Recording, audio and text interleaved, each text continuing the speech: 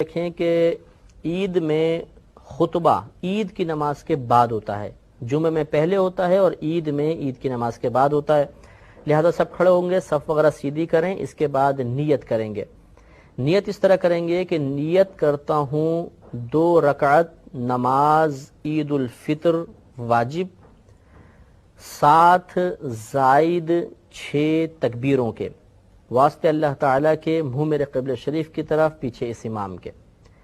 نیت دل کے پختہ ارادے کو کہتے ہیں۔ آپ دل میں ارادہ کریں گے تب بھی نیت کافی ہے، زبان سے الفاظ ادا کر دینا مستحب ہوتا ہے۔ تو پھر ایک دفعہ سنیں کہ نیت کرتا ہوں 2 رکعت نماز واجب عید الفطر کی 7 زائد 6 تکبیروں کے، واسطے اللہ تعالیٰ کے، منہ میرے قبلہ شریف کی طرف، پیچھے اس امام کے۔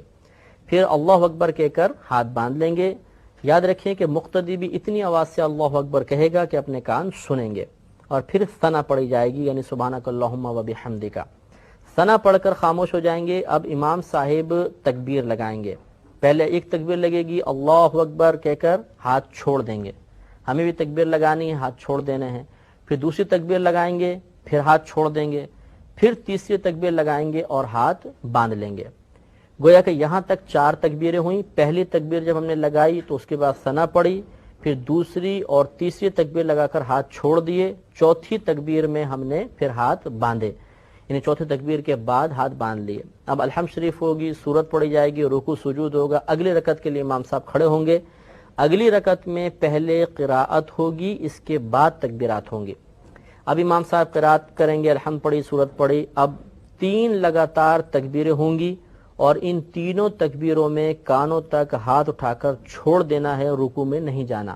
تو اللہ اکبر چھوڑ دیں، پھر اللہ اکبر چھوڑ دیں، پھر اللہ اکبر چھوڑ دیں۔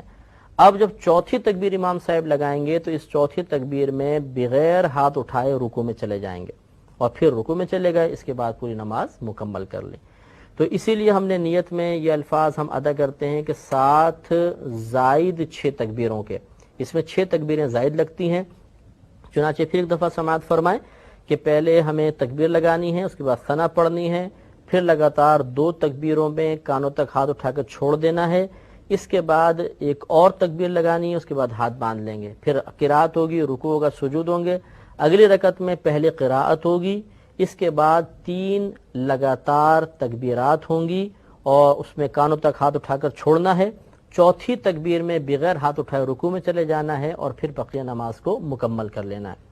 نماز مکمل ہو جانے کے بعد خطبہ سننا چاہیے، لیکن فرق یہ ہے کہ جمعے کا خطبہ سننا مطلب واجب ہوتا ہے جمعے میں، بلکہ خود جمعے کی ادائیگی کے لیے شرط ہوتا ہے، اور اس کا خطبہ ادائیگی کے لیے شرط نہیں ہوتا۔ اگر کسی نے خطبہ نہیں بھی پڑھا تو عید کی نماز ہو جائے گی۔ بہرحال خطبہ خوب غور سے سنیں، اور اس کے بعد پھر آپس میں مصافحہ وغیرہ کریں، گلے ملیں، اور اپنے گھر پہ واپس تشریف لے آئیں۔